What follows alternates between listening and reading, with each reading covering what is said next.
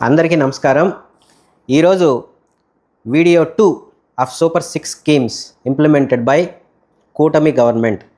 ఒకవేళ మీరు వీడియో 1 కానీ చూడకుంటే ఇది వీడియో 2 కాబట్టి ఇదే యూట్యూబ్ ఛానల్లో మీకు వీడియో 1 అనేది ఉంటుంది.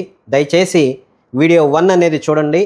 అది నిన్న సెప్టెంబర్ 28న పోస్ట్ చేయడం జరిగింది వీడియో 1. అందులో ఎన్టీఆర్ భరోసా పెన్షన్ పథకం, దీపం 2 పథకం డీటెయిల్డ్గా స్టేట్ వైడ్గా ఎంత మంది లబ్ధి పొందారు, ఆత్మకూరులో ఎంతమంది లబ్ధి పొందారు, ఎంత అమౌంట్స్ వచ్చాయి, ఆత్మకూరులో ఎంత అమౌంట్స్ రిలీజ్ చేయడం జరిగింది, అంతా క్లియర్గా చెప్పాం. ఈరోజు మనం ఎపిసోడ్ 2 పార్ట్ 2లో తల్లికి వందనం గొప్ప పథకం అండి, స్త్రీ శక్తి ఫ్రీ బస్సు పథకం గురించి డీటెయిల్డ్గా మాట్లాడుకుంటూ, దానికి అడిషనల్గా ఆత్మకూరు వెనుకబడిన మండలాలు ఉన్న ప్రాంతం కాబట్టి కొన్ని స్కూళ్ళని ఐడెంటిఫై చేసి మన మంత్రివర్యులు శ్రీ ఆనం రామనారాయణ రెడ్డి గారు ప్రత్యేక శ్రద్ధ చూపిస్తారు. మెట్ట ప్రాంతాల రైతులకు కావచ్చు, విద్యార్థులకు కావచ్చు, అందరి ప్రజల కోసం. ఆయన 106 లక్షల రూపాయలని కొన్ని స్కూళ్ళకి శాంక్షన్ చేయించుకొని మన మంత్రివర్యులు ఎడ్యుకేషన్ మినిస్టర్ శ్రీ నారా లోకేష్ గారి సహకారంతో గ్రాంట్స్ చేయించుకోవడం జరిగింది. సో దాని గురించి కూడా క్లుప్తంగా మనం మాట్లాడుకోవడం జరుగుతుంది. సో తల్లికి వందనం ఇంత భారీ బడ్జెట్ 10,091 కోట్ల రూపాయలు భారీ బడ్జెట్ ఉన్న పథకం. ఎంతోమంది పసిబిడ్డలు పేద కుటుంబాలలో ఉన్న ఒకరు కాదు, ఇద్దరు కాదు, 6-7 మంది ఉన్నా కూడా వాళ్ళందరికీ లబ్ధి చేకూరే విధంగా మరి మన కూటమి సర్కారు వారందరికీ కోసం 10,091 కోట్ల రూపాయలు నిధులని కేటాయించి తల్లికి వందనాన్ని దిగ్విజయంగా మరి ఇంప్లిమెంట్ చేయడం జరిగింది. మరి ఇంత భారీ బడ్జెట్ని కేటాయించి అప్పులు మరి భూములు అన్ని తాకట్లు పెట్టకుండా అందరికీ జీతాలు సవ్యంగా ఇచ్చుకుంటూ రోడ్లు మరి డెవలప్మెంట్ ప్యారలల్గా చేసుకుంటూ మరి ఒకరు కాదు కుటుంబంలో 6 ఉంటే 6కి ఏకంగా క్లాస్ 1 ఒకటో తరగతి నుంచి ఇంటర్మీడియట్ వరకు గవర్నమెంట్ స్కూళ్ళే కాదు, ప్రైవేట్ స్కూళ్ళు కూడా, జూనియర్ కాలేజీలు కూడా మరి ఇన్ని విధాల లబ్ధి చేకూరే విధంగా ఇంత భారీ బడ్జెట్తో చేసింది కాబట్టి ఒక్కసారి అందరూ సెల్యూట్ చేసుకోవాలి. పేద కుటుంబాలలో ఉండే ఎంతమంది బిడ్డలు చదువుకుంటుంటే అంతమందికి ఇవ్వడం వల్ల భారీగా పెరిగిన సంఖ్య మరి ఈ పథకంలో మీరు చూస్తున్నారు. రాష్ట్ర వ్యాప్తంగా 67,27,164 మంది. మునుపటి గవర్నమెంట్తో పోల్చుకుంటే ఇది చాలా భారీ స్కోపు. అట్లాగే ఆత్మకూరు లెవెల్లో చూసుకుంటే 28,927 మంది.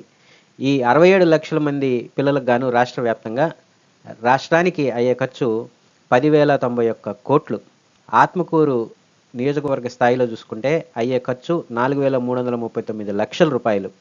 అట్లాగే ఆత్మకూరులోని 6 మండలాల వారీగా మీరు ఇక్కడ డేటా చూస్తున్నారు. ఇక్కడ ఎంతమంది లబ్ధిదారులు అంటే చదువుకునే పిల్లలు ఎంపిక చేశారు, ఎలిజిబుల్ అయ్యారు, వారికి మండల స్థాయిలో ఎన్ని లక్షల రూపాయలు అయిందనేది ఇక్కడ మనం చూస్తూ ఉన్నాం. సో ఓవరాల్ ఆత్మకూరులో 28,927 మంది విద్యార్థులకు గాను 4,339 లక్షల రూపాయలు మరి సంక్షేమం అందించడం జరిగింది. ఇందులో ఒక్కొక్కరికి 15,000 అంటే వారి ఖాతాల్లోకి మాత్రం 13,000 డైరెక్ట్గా జమ అవుతుంది. 2,000 రూపాయలు మాత్రం స్కూల్ ఇన్ఫ్రాస్ట్రక్చర్ ఇంప్రూవ్మెంట్కి గాను సపరేట్ చేసి దానికి కేటాయించడం జరిగింది. సో 13,000 డైరెక్ట్ వారి ఖాతాల్లోకి, 2,000 స్కూల్ ఇంప్రూవ్మెంట్కి, డెవలప్మెంట్కి కేటాయించడం జరిగింది. ఆ పరంగా చూసుకుంటే ఓవరాల్ స్టేట్ బడ్జెట్లో తల్లికి వందనం బడ్జెట్లో 10,091 కోట్లు అయితే అందులో 1,346 కోట్లు స్కూల్ డెవలప్మెంట్కి, అట్లాగే ఆత్మకూరు స్థాయిలో తీసుకుంటే 4,339 లక్షలు లబ్ధిదారులకి కేటాయించడం జరిగితే తల్లికి వందనం కింద అందులో 578 లక్షలు స్కూల్ ఇంప్రూవ్మెంట్కి కేటాయించడం జరిగింది.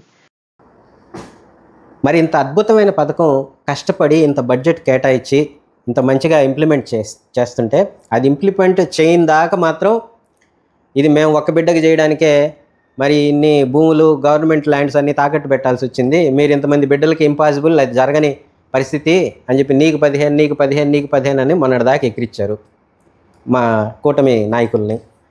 ఒక్కసారి ఇంత భారీ బడ్జెట్ ఇంతమంది బిడ్డలకి ఖాతాల్లోకి మరి ట్రాన్స్ఫర్ అయ్యేసరికి మాట పలుకు లేక షాక్ తిని అదొకటే కాదండి, ఇంకొక విమర్శ కూడా చేశారు.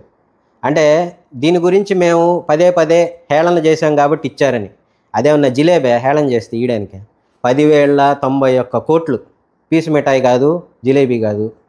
అంత భారీ బడ్జెట్ని కేటాయించి ఇంతమందికి లబ్ధిదారులకు ఇవ్వాలంటే ఒకరు అడిగితే ఇచ్చేది కాదండి. అది ఒక రాష్ట్ర బడ్జెట్ ఇంత మరి డౌన్ఫాల్ అయినప్పుడు ఆ ఫండ్స్ని మునుపటి గవర్నమెంట్ ఎక్కడెక్కడో డైవర్ట్ చేసి ఎక్కడెక్కడో మరి అంతు చిక్కకుండా ఉన్నప్పుడు అటువంటి పరిస్థితుల్లో రాష్ట్రం చేతికిస్తే ఆ వైట్ పేపర్స్ రిలీజ్ చేసి అసలు సొమ్ము ఎక్కడెక్కడ ఏముంది అనేది అన్నీ కలదేల్చుకొని ఒక ప్రణాళిక వేసుకొని మరి కేంద్రంతో పనిచేసి ఆ ఫండ్స్ తీసుకొచ్చి ఇవన్నీ చేయడానికి కొంత ప్రాసెస్ పడుతుంది.